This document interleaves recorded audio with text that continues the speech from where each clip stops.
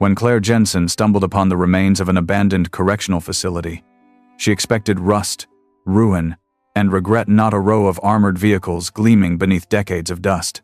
Each one told a story of secrecy, power, and silence. But as she pried open the hangar doors and the sunlight spilled across the strange machines, she realized this discovery wasn't just valuable, it was dangerous. Before we dive in, tell us where you're watching from, and if stories of hidden discoveries, mechanical mysteries, and second chances inspire you, hit that subscribe button, because tomorrow's episode uncovers a secret even deeper than this one. Let's get started. The wind carried the scent of old iron and wild grass through the cracked asphalt as Claire Jensen stepped out of her pickup truck. The late afternoon sun hung low, painting the sky in bruised shades of orange and violet. Before her, half swallowed by creeping ivy and decades of silence, stood the remains of Millhaven Correctional Facility, a forgotten prison on the outskirts of town. Most people avoided this place. They said it was haunted, cursed, that strange lights were seen there after dark. For Claire, it wasn't ghosts. She was after it was scrap. Rusted copper, old engines, industrial hinges, anything she could weld, repurpose, or sell. She'd made a living scavenging the forgotten and turning it into something useful again. She adjusted her gloves and grabbed her crowbar from the truck bed. The facility's front gates loomed ahead, thick metal, chained shut, the lock fused with corrosion. She could almost hear her father's voice in her head, teasing, "You always pick the places with stories, don't you, kiddo?" He'd taught her everything she knew about machines, how every piece of metal, no matter how damaged, still remembered its purpose. It was her way of staying close to him, even years after he was gone. Claire wedged the crowbar into the chain and heaved. The metal groaned like something alive. With one final yank, the chain snapped, echoing across the empty yard. Dust billowed up, catching the light like smoke. Inside the gates, the ground was fractured with weeds. Old guard towers leaned like drunks after a long night.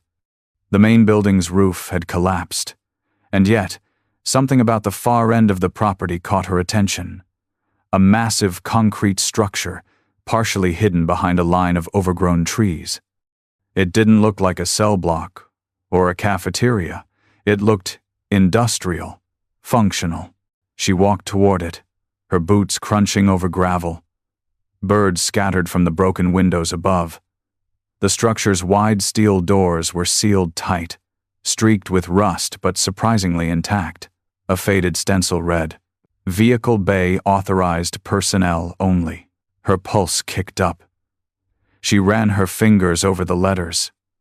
The metal was cold, untouched by sunlight. Whoever built this place wanted it closed, not forgotten. Claire crouched down, examining the hinges. The bolts were military grade, the kind you'd find on secure transport hangars. It didn't make sense what kind of prison needed armored vehicle bays. A shiver of curiosity replaced her caution. She took a step back, squinted at the door, and whispered to herself, "What the hell were they hiding in here?" The wind shifted, carrying the faint rattle of loose metal deep within the hangar. For the first time, Claire felt the sense that she wasn't just trespassing on old ground, but stepping into something that had been deliberately buried. She wiped her palms on her jeans, squared her shoulders, and reached for the crowbar again. Whatever was behind those doors, it had been waiting a long time to be found. The metal doors resisted her at first, as though the years themselves were holding them shut. Claire wedged the crowbar deep between the seams, leaned her full weight, and grunted. Rust cracked, dust cascaded down like brown snow. Then, with a low, hollow sigh, the hinges gave way. A breath of ancient air rolled out from the darkness, thick with the scent of oil, mildew, and thyme. Claire stepped back, coughing, wiping her arm across her face. Sunlight sliced through the widening gap, illuminating swirls of dust that shimmered like smoke in a beam of gold. She waited for the dust to settle before ducking inside. Her boots echoed faintly. The air was cool, heavier somehow, like stepping into the lungs of a sleeping giant. The beam of her flashlight cut through the gloom, sweeping across forgotten tools, empty crates, and peeling safety posters that read, "Secure. Seal. Report." The place wasn't empty. Something massive loomed in the far end of the bay silhouettes, tall and sharp-edged, arranged in a perfect line. Claire's light caught on them just enough to reveal outlines. Broad chassis, angular armor plating, wheels thick with dried mud. Her heart kicked up a notch. She took a few cautious steps closer, her light trembling just slightly in her hand. 5 of them. 5 enormous vehicles, their surfaces coated in grime but otherwise untouched by decay. The dust around their tires was undisturbed. Not even rodent tracks crossed the floor. It felt impossible, as if time had stopped here. She reached the first one, tracing her gloved hand along the side. The metal beneath the dirt was smooth, cold, and painted in a matte, deep gray military, but not any design she'd seen before. Each had a symbol embossed near the front, S9 Sentinel. Claire crouched and peered underneath. Reinforced suspension, armored panels, no signs of damage. These weren't junkyard relics. They were advanced, too advanced, for something hidden in an old prison. She circled to the rear and noticed a thin blue line along the tail light. Faint, but unmistakably LED. That meant power, electronics. A system not from decades ago, but something recent, experimental. "What are you?" she murmured. She found a maintenance hatch on the nearest vehicle and tugged it open. The interior was pristine, no dust, no corrosion. Inside sat a small black control module with a blinking green light. Her breath caught. Someone had been here, recently. She froze, listening. The silence pressed in on her, dense and unnatural. Then, faintly, something shifted behind her, a soft clink of metal falling. She spun around, flashlight darting across the floor. Nothing. Just the empty expanse of the bay and the rows of sleeping machines. But the feeling lingered, that prickling at the back of her neck. Claire stepped backward, her eyes never leaving the shadows. The vehicles stood still, silent guardians of a secret too heavy for the air. As the last rays of daylight slipped through the open door, she whispered under her breath, "I think I just found something I wasn't supposed to." By morning, the fog had rolled in from the hills, wrapping the prison yard in a pale, ghostly veil. Claire sat on the hood of her truck, sipping burnt coffee and staring at the hangar door she'd pried open the night before. She hadn't slept. Every time she closed her eyes, she saw those 5 shapes standing in the dark.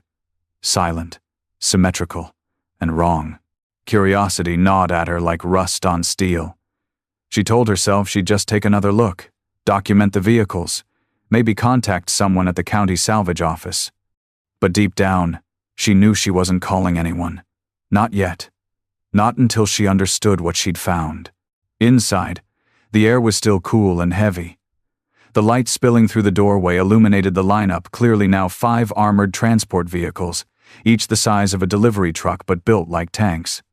Their angular designs reminded her of concept sketches she'd seen in defense magazines. Futuristic, modular, built for both speed and defense. Claire walked slowly down the line, running her hand across each one. The paint was unmarked, tires inflated, windows tinted black. Every detail whispered precision, power, secrecy, and every license plate space was blank. She climbed up onto the first one, gripped the handle, and pulled. The door hissed open with hydraulic resistance. Inside, the cabin was immaculate, clean leather seats, touchscreen panels, digital dash displays. She tapped the center console. No response, but the screens weren't cracked or faded. These machines hadn't been abandoned decades ago. They'd been stored, protected. Her flashlight caught something on the passenger seat, a laminated tag with faded print. Property of Sentinel Defense Systems. Prototype Unit 4/5. Confidential, Claire frowned. Sentinel Defense. The name stirred something faint in her memory, an article she'd read years back about a private defense contractor rumored to have government ties. They'd gone quiet, after a scandal involving missing funds and unregistered weapons. No one ever said what became of them. She snapped a few photos with her phone, trying to steady her hands. The vehicles gleamed under her light like sleeping titans. A part of her felt exhilarated, this could be the discovery of a lifetime, and another part felt sick with unease. If these were military prototypes, worth millions, then someone had gone to a lot of trouble to hide them. Claire's flashlight flickered, and she thumped it against her palm. When the beam returned, something on the floor caught her eye, faint tracks in the dust. Not hers, boot prints. Fresh. She froze. Every instinct screamed for her to back out, but her body didn't move. Slowly, she followed the prints toward the far wall, where a row of tool cabinets stood slightly ajar. One door hung crooked, the hinges bent. She pulled it open empty. Just a faint smell of oil and something else. Sulfur? The sound came again, the soft metallic click she'd heard last night. This time, closer. Claire turned toward the door, heart pounding. Outside, the fog had thickened, swallowing the sunlight. She wasn't alone in Millhaven anymore. Claire's pulse thudded in her ears as she backed toward the open bay door. The fog outside had thickened into a milky haze, blurring the yard into a pale ocean. She waited, listening for footsteps, for voices, for anything that would tell her what else was moving inside this place. But there was nothing. Just the soft hum of wind passing through the broken rafters. She swallowed hard, forcing herself to breathe. "You're jumpy," she whispered half to herself. "Just wind, just old metal." But even as she said it, her gut disagreed. Something in this hangar was still active, alive, in a way machines shouldn't be. Determined to get answers, she climbed back into the first vehicle. The air inside was faintly warm, like something had been powered recently. She brushed away a layer of dust from the dashboard and noticed a small, recessed panel under the steering column. It had a key slot, old-school style, but the words above it made her skin prickle. Authorized Access Project Sentinel. Her flashlight beam darted to the glove compartment. She tugged it open, and a metal folder slid out, its corners smeared with grease. Inside were laminated blueprints, notes, and photographs. Each page bore the same logo, a triangular insignia, with the letters SDS stamped beneath. Claire flipped through the documents with trembling fingers. Project Sentinel. Guardian Vehicle Initiative. Prototype 1 to 5.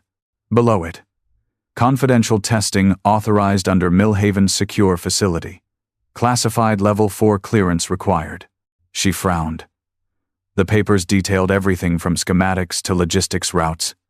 The vehicles were designed to be autonomous tactical transports, capable of full operation without drivers, powered by advanced AI navigation systems and encrypted satellite links. The next note made her breath catch. Program suspended indefinitely following Incident 7. A. All units sealed for reassessment. Incident 7A.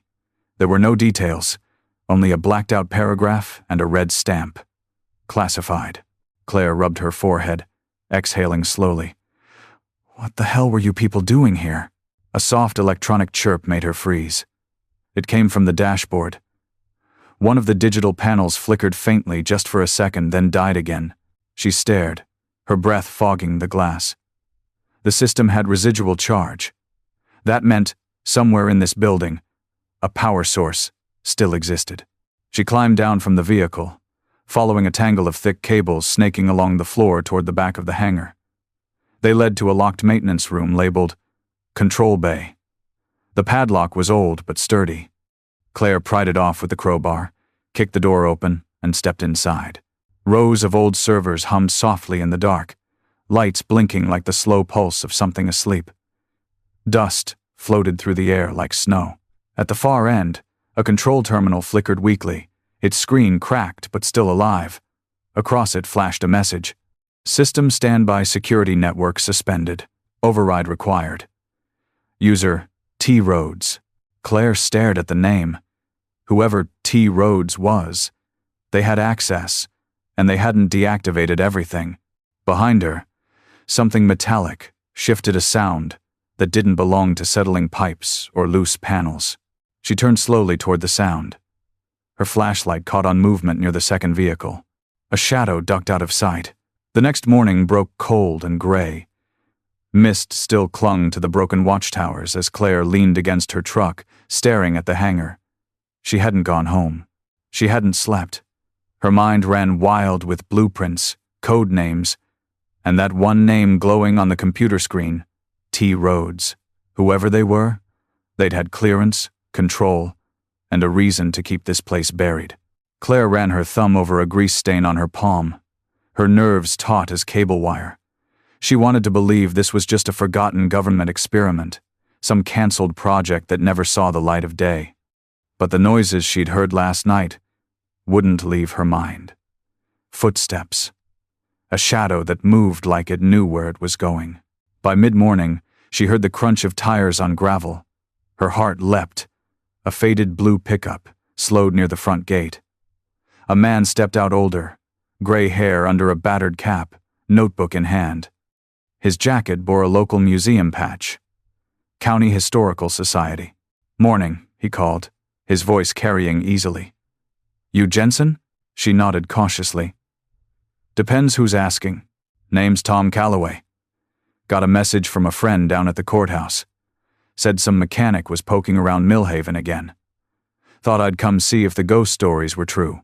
Claire smirked despite herself. "You do realize this place is condemned, right?" Tom shrugged.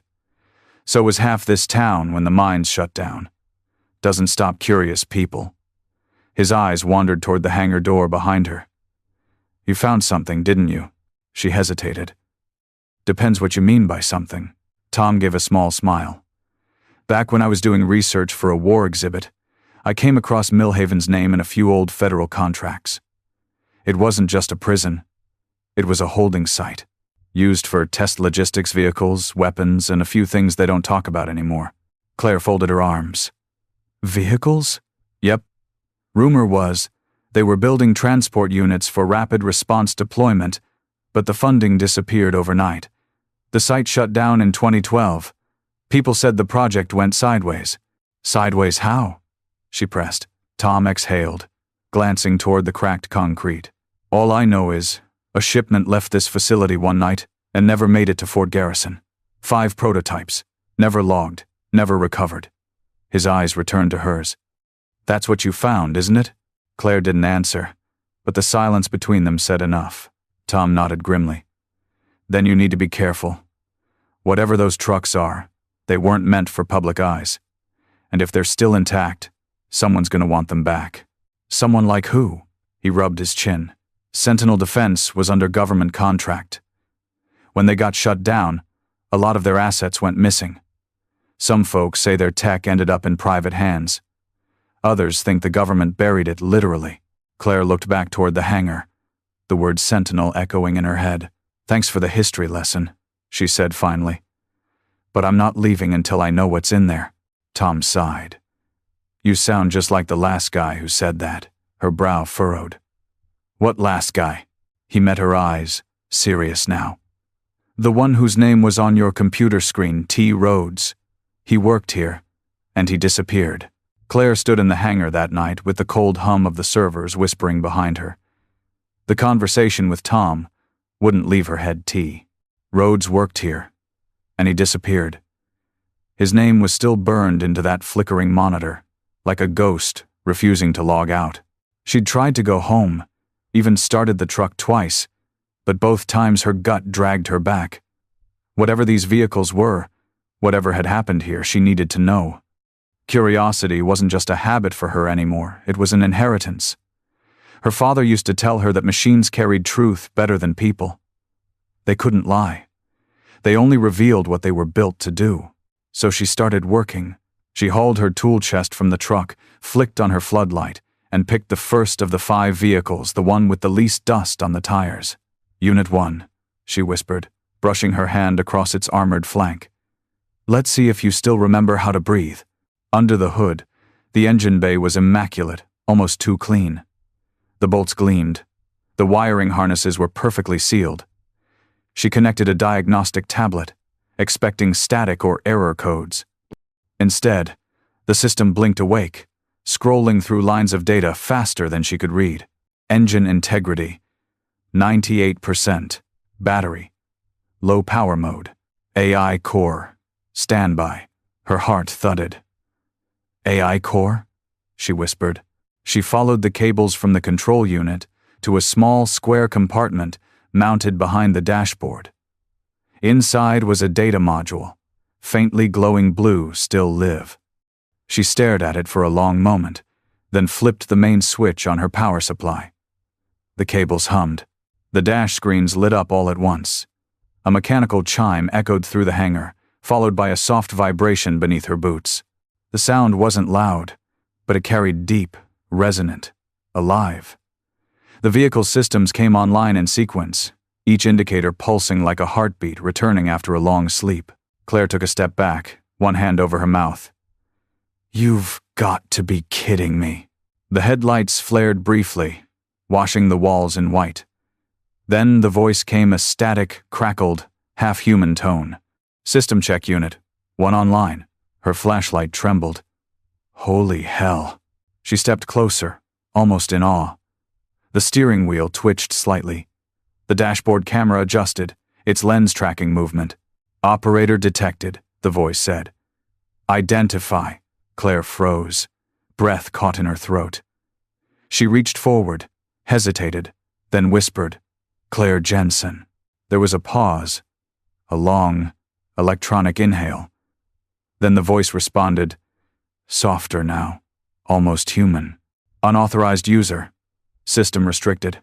A sharp click followed, and the monitors went dark. The engine quieted into stillness. The silence afterward was suffocating. Claire backed away, heart pounding. The only sound left was the ticking of cooling metal, and somewhere behind her, faintly, the low crunch of gravel. She turned, scanning the darkness outside the hangar. The fog had returned, thicker than before, rolling in from the fields. Through it, two dim lights blinked, not from a vehicle, but from eyes. Someone was watching her. Claire killed her floodlight and dropped behind the front bumper of Unit 1, crouching low. Her heartbeat drummed loud enough she swore whoever was out there could hear it. The fog clung to everything, turning distance into pale, shifting shapes. Those lights, those two eerie pinpoints hovered just beyond the tree line, unmoving, watching. She waited. Listened. Nothing but the soft rattle of wind against the hangar's metal skin. After a long minute, the lights blinked once, then disappeared. Claire exhaled slowly, forcing her shoulders to unclench. Probably some hunter's gear, she told herself. Motion sensor, maybe. But she didn't believe it. The timing, the silence, it felt deliberate. Someone knew she was here. She eased toward the control bay at the back of the hangar, keeping her flashlight beam low. The computer terminal still glowed faintly, the screen cracked and humming. Across it, a new message blinked. System access attempt detected. Location. External. Her pulse spiked. Someone outside the network was trying to connect right now. She yanked the Ethernet cable from the wall, and the light died instantly. The hum of the server racks faded into silence. For a moment, the hangar was utterly still. Then, faintly, from outside footsteps.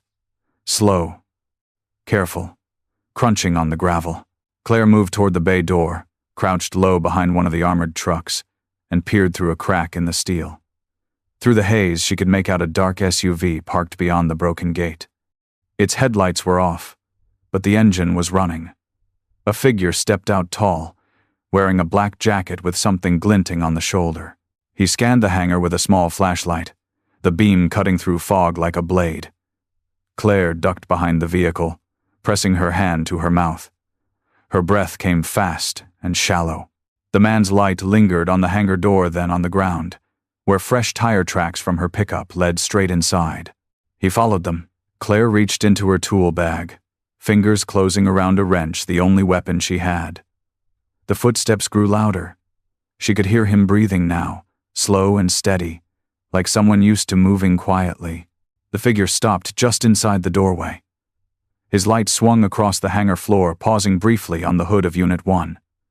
"I know you're in here," he called softly, voice calm, almost professional. "You shouldn't have turned it on." Claire's blood turned cold. He took another step forward. The vehicles loomed between them, silent as statues. "Who are you?" she demanded, voice trembling but steady enough. The man tilted his head, the beam of his flashlight catching the dust between them. "Someone cleaning up a mistake," he said. For a tense moment, neither of them moved. Then, in a sudden flicker of light, the dashboard of Unit 1 came alive again. The vehicle's systems powered on, flooding the hangar with a cold white glow. The man turned sharply toward it, startled. Claire seized the moment, bolted past him, out through the half-open door and into the fog. She didn't look back, not even when she heard him shout. By the time she reached her truck, her hands were shaking so badly she could barely fit the key. The engine roared to life, echoing across the yard. As she sped down the old access road, she caught one last glimpse of the hangar in her rearview mirror, glowing faintly from within, like the machines had awakened for real this time. And in that pale light, the man was still standing there, watching her go. Claire didn't stop driving until the broken outline of Millhaven was a blur in the distance. Her hands gripped the steering wheel so tight her knuckles burned white. The highway stretched empty under a rising moon, every mile marker pulling her farther from whatever nightmare she'd just stepped into, but not far enough to quiet her thoughts. When she finally pulled over at an abandoned rest stop, she sat in silence, engine idling, heart still hammering. Her phone buzzed with no signal. The night felt heavier than it should have, like something unseen was still following her. She grabbed her flashlight, opened the passenger door, and exhaled. "Think, Jensen," she muttered. "They came for something. Not you. Something inside that hangar." Her eyes drifted to the glove box to the file she'd taken earlier, labeled Project Sentinel. Inside the manila folder, beneath the schematics and log reports, was a single black envelope. She hadn't noticed it before. No markings, no labels, just a faint, oily residue, like it had been sealed for years.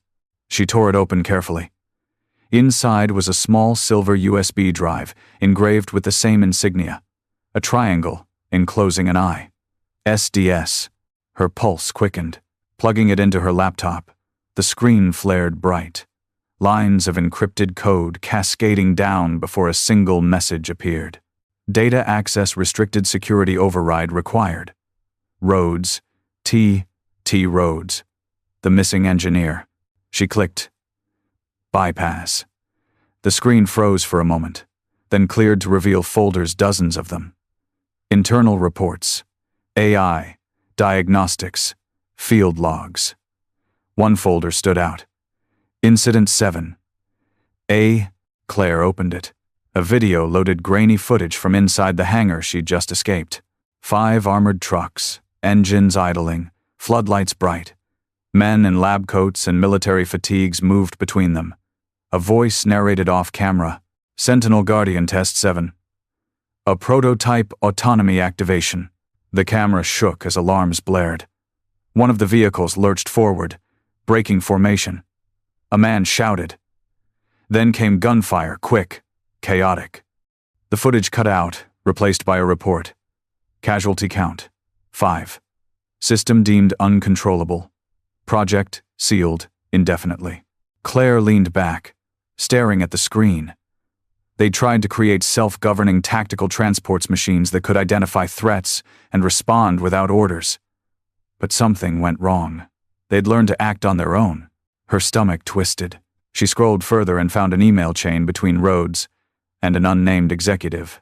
"You can't shut this down. The tech is worth billions. We can repurpose it, privatize it. You're playing with fire, Rhodes. Shut it down or they'll shut you down." The last message was a timestamp 2 days before Rhodes disappeared. Claire closed the laptop, her breath shaky. "So that's what they came for," she whispered.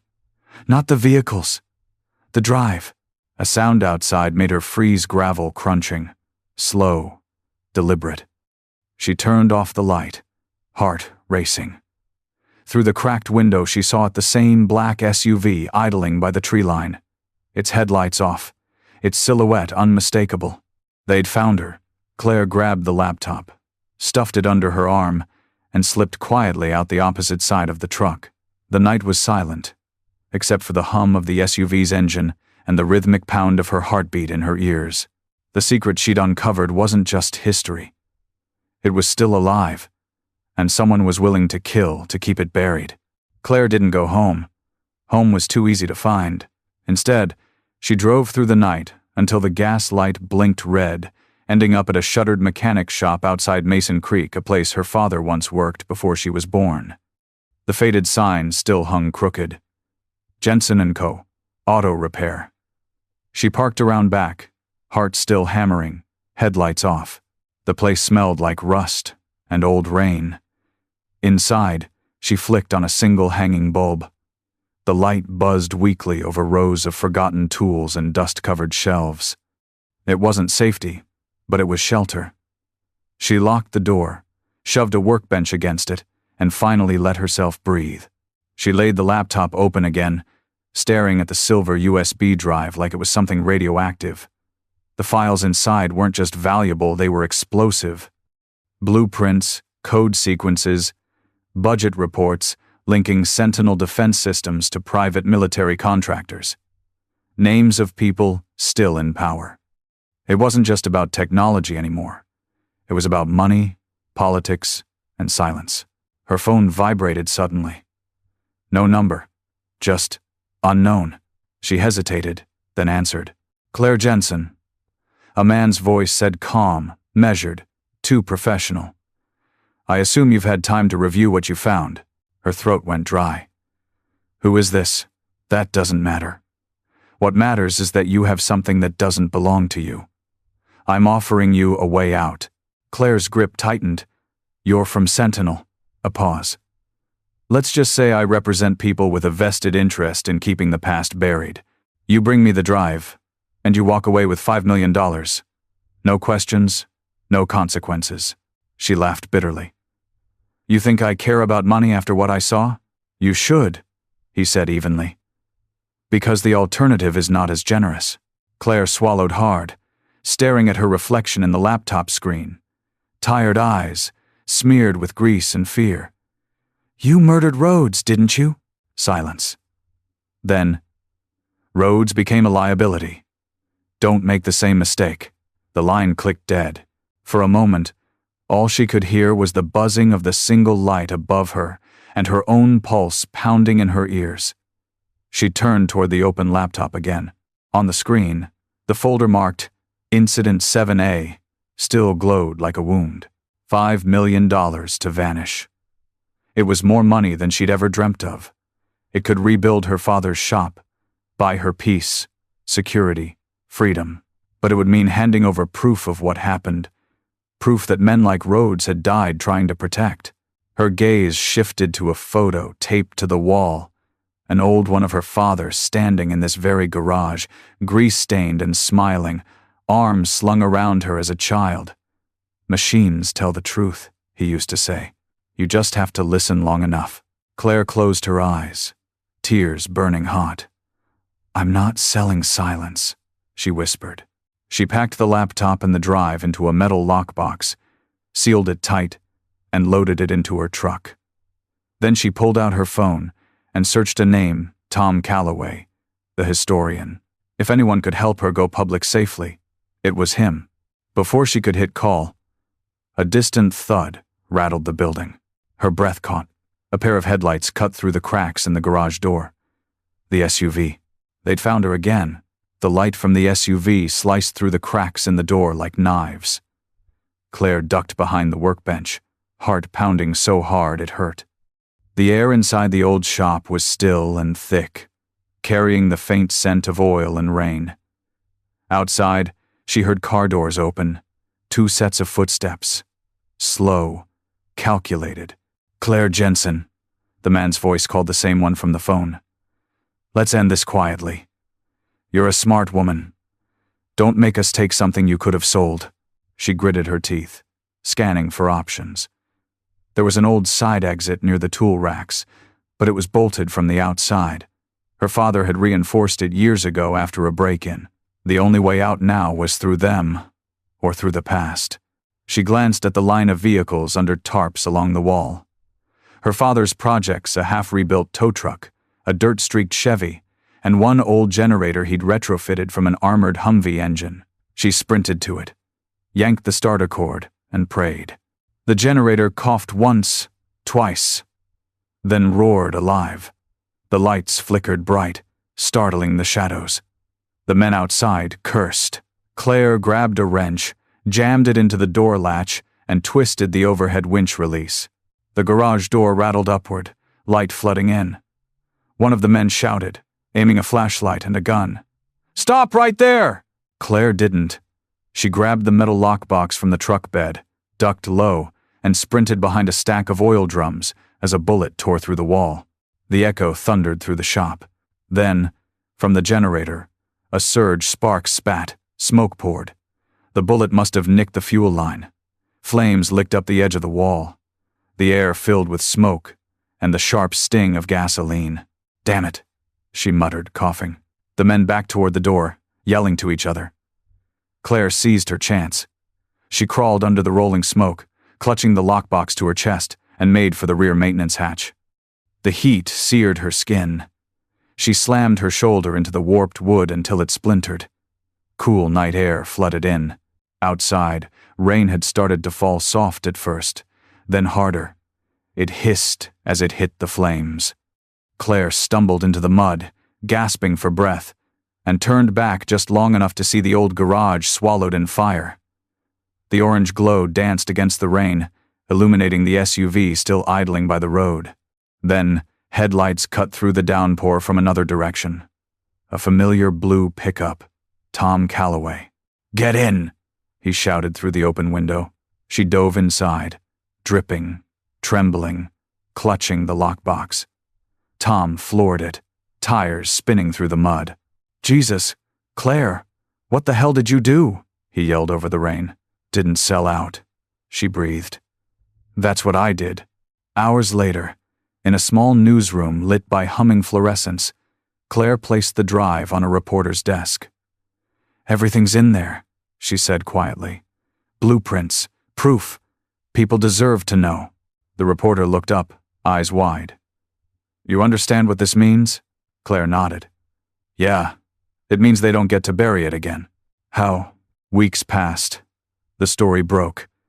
Project Sentinel scandal exposed, flashed across national headlines. The footage of Millhaven's ghost fleet spread everywhere. Investigations reopened. Arrests followed.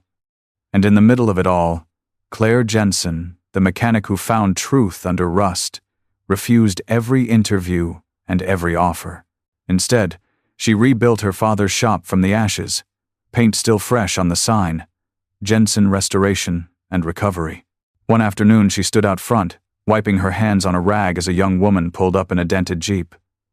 "You, Claire?" she asked shyly.